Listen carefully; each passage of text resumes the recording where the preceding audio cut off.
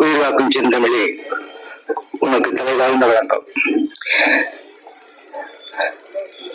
காலம் கடந்து வந்தால்தான் கடவுளுக்கு கூட மரியாதை உண்டு என்று சொல்வார்கள். ஐயா அவர்களை நினைவுபடுத்தினார்கள்.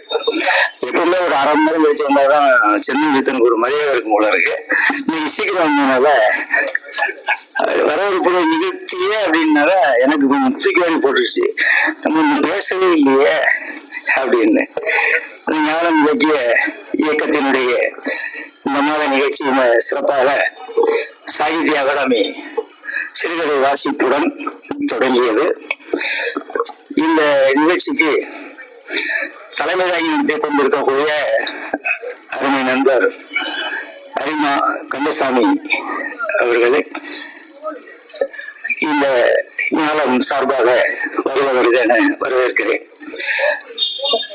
அதன் பிறகு இன்றைய நிகழ்ச்சிக்கு கவியரங்க தலைப்பாக தோழமையான இணைவோம் என்ற ஒரு கவியரங்க தலைப்பை கொடுத்திருக்கிறோம்.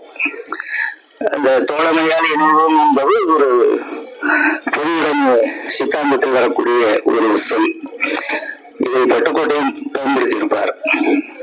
நெடுஞ்சாலைத்துறை பொறியாளர் ஓய்வு பெற்ற நண்பர் தட்சிணாமூர்த்தி அவர்களையும் மற்றும் வருகின்ற கவிஞர் பொதுமக்கள், சகோதர சகோதரிகள், உங்கள் அனைவரையும் வருக என வரவேற்று இந்த நிகழ்ச்சியின்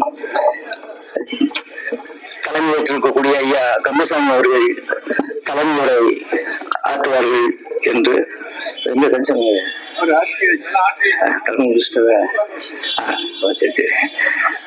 அவர்கள் அந்த நிகழ்வுக்கு தலைமை தாங்கி சிறப்பான ஒரு தலைமை உரையாற்றினார்கள்.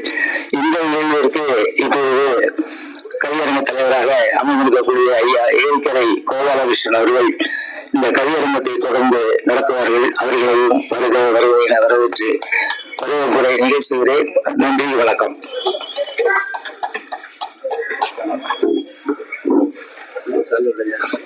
அனைவருக்கும் மீண்டும் ஒருமுறை வணக்கத்தை தெரிவித்துக் கொள்கிறேன். இன்றைக்கு சாகித்ய அகாடமி சார்பிலே 3 அருமையான கதைகளை படித்தார்கள், வாசித்தார்கள். அதிலே முன்மனம் கமிழ்ந்தது. அதிலேயும் குறிப்பாக இந்த குமரி மாவட்டத்தை பற்றி கவிதை எழுத போகும்போது அந்த கதையில அதுல சொல்லுகின்ற சொல்லாடல் இருக்கிறது. குமரி மாவட்டம், கொங்கு நாடு இவைகளால் போகும்போது அந்த நாட்டிலே உள்ள வழக்காடு சொற்களை பயன்படுத்தும் போது மிகவும் சிறப்பாக இருக்கும். அதை போலதான் இன்னைக்கு ஐயா முதலியார் கதை படிக்கும் பொழுது அந்த சுடலை மாடம் கதையை பற்றி சொல்லும் போது அந்த சொல்லாடல்கள் காணப்பட்டன. என்னுடைய இளம் வயதிலே நான் கல்லூரியிலே படிக்கும் பொழுது நான் முதலிலே வட்டார வழக்கிலே அமைந்த ஒரு கதையை படித்தது என்று சொன்னால், நிறைய கதைகள் படித்திருந்தாலும் என்னுடைய பேராசிரியர் ஜேசுதாஸ் என்று பெயர் அவருடைய மனைவி அவர் ராஜமா ஜேசுதாஸ் அவர்கள் கூட ஹெப்சிபா ஜேசுதாஸ் அவர்களும் திருவனந்தபுரம் மகளிர் கல்லூரியிலே தமிழ் பேராசிரியர் இருந்தார்கள். அவர்கள் எழுதிய புத்தன் வீடு என்றுதான் முதல்ல நான் படித்த அவர்கள் எழுதிய நூல். அதிலேதான் குமரி மாவட்டத்தினுடைய சொல்லாடல்கள் அப்படி இருக்கும். அப்படித்தான் இன்றைய நிகழ்விலே 2 பேர் அந்த குமரி மாவட்டத்தில் கொட்டு என்ற வார்த்தையை பயன்படுத்தி ஒரு கதையை படித்திருந்தார்கள். சுடலை மாடனை பற்றி ஒரு கதை படித்திருந்தார்கள். அப்படி அம்மையார் அவர்கள் ஒரு அருமையான கதையை படித்திருந்தார்கள். இந்த 3 கதைகளிலுமே பொதுவாக பார்த்தோம்னா ஒரு மக்களுடைய மனதை கவர வேண்டும் என்று சொன்னால் அது சோகவியல்களாக இருக்க வேண்டும். துன்பவியல் நம்முடைய ஷேக்ஸ்பியரை பார்க்கும்போது கூட ஹாம்லெட், மேக்பத், ஒத்தல்லோ என்று அந்த துன்பவியல் கீழ் ஏறிய துன்பவியல் நாடகங்கள் தான் மக்கள் மனதிலே நிலையாக இருக்கிறது. அதே போல இந்த நாடகங்கள் கூட இன்றைக்கு வாசிக்கப்பட்ட கதைகள் கூட அப்படித்தான் அமைந்திருந்தது. ஆனால் அந்த கதைகள் அனைத்தும் நம்முடைய மனதை கவருகின்ற விதத்திலே, நம்முடைய மனதிலே நிலையாக நிற்கின்ற விதத்திலே அமைந்திருந்தது என்பதை சொல்வதே நான் மகிழ்ச்சி அடைகிறேன். இன்றைக்கு தோழமையால் இணைவோம் என்ற ஒரு தலைப்பிலே கவியரங்கம் நடக்க இருக்கிறது. தொழுத கைக்குள்ளும் படை ஒடுங்கும் என்று சொல்லுவார்கள். அதே வேலையை தான் பாகிஸ்தான்காரன் இன்னைக்கு நேற்று காட்டினாங்க, 3 நாளைக்கு முன்னால. ஆனால் நம்முடைய இந்திய ராணுவம் காட்டிய துணிச்சலால் நடவடிக்கை காரணமாக நாம் அவர்களை முறியடித்து விட்டோம். அவர்களாகவே சமாதானத்திற்கு வந்திருக்கிறார்கள். எப்பவுமே சொல்றேன், இந்தியா என்பது ஒரு பால்.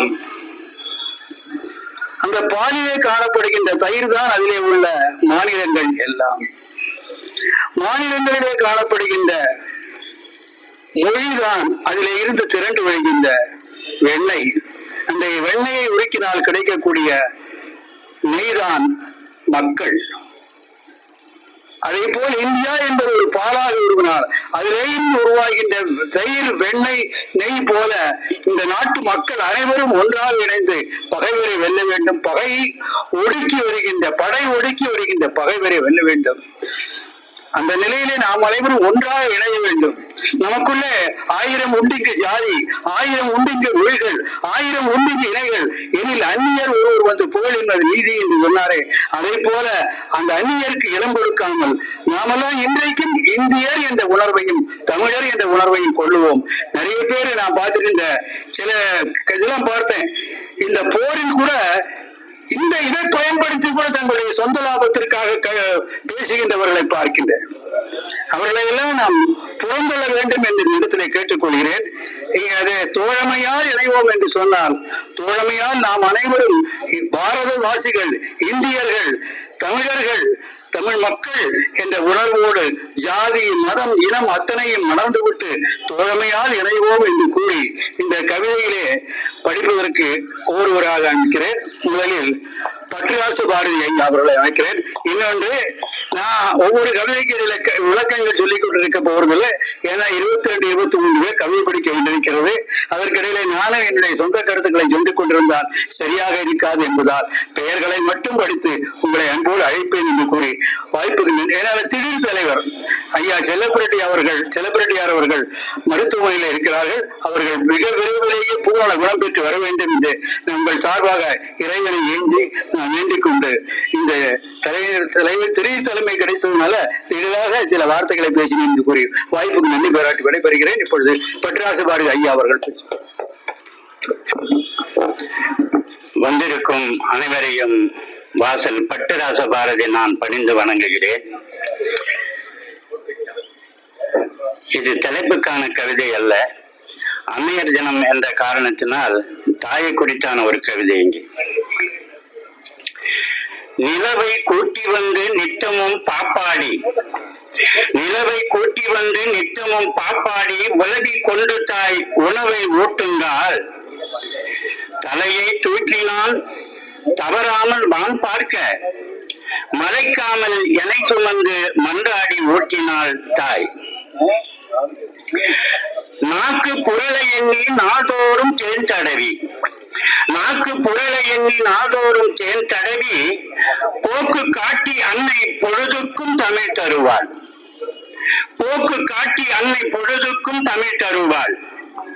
ஊக்கம் மிக சொல்லி ஒவ்வொரு நாள் பொழுதும் நாக்கு யாகம் செய்து நாள்தோறும் வாற்றியானாள்.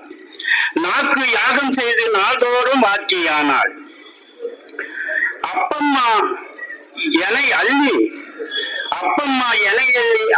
தினம் சொல்லி தப்பாமல் தமிழெழுத்தை தவறாமல் சொல்லி முப்பாலை கலந்தெடுத்து முழுவதுமாய் எனக்கு ஊட்டி அப்பம்மா போட்ட சுடிதான் அழகான தமிழாட்சி.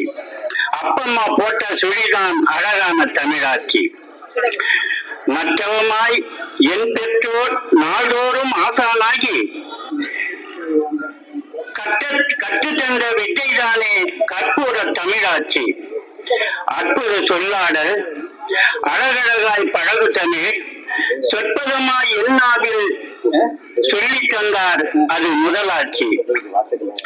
பட்டம் படிக்க வந்து பாதியிலே நின்ற என்னை முட்டி எழுந்து வந்து முன்னேற நிற்கும்படியாய் போட்டெனக்கு பொழுதுக்கும் ஆசான் பலர் ஊட்டி விட்டதனால் இன்று உங்கள் முன்னே என் தமிழ் பேச்சு.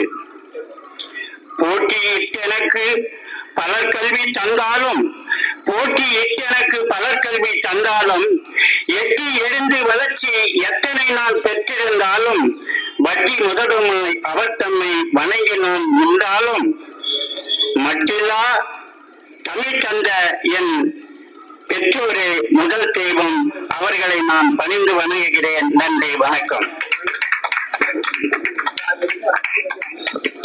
அன்னையர் விருதிலே அன்னையின் பெருமையை பற்றி அழகாக எடுத்துரைத்த பொற்ராச பாரதி ஐயா அவர்களுக்கு நன்றி. அடுத்து வாக்கோ பாண்டியன் அவர்களை கவிதை பாடுமாறு அழைக்கிறேன்.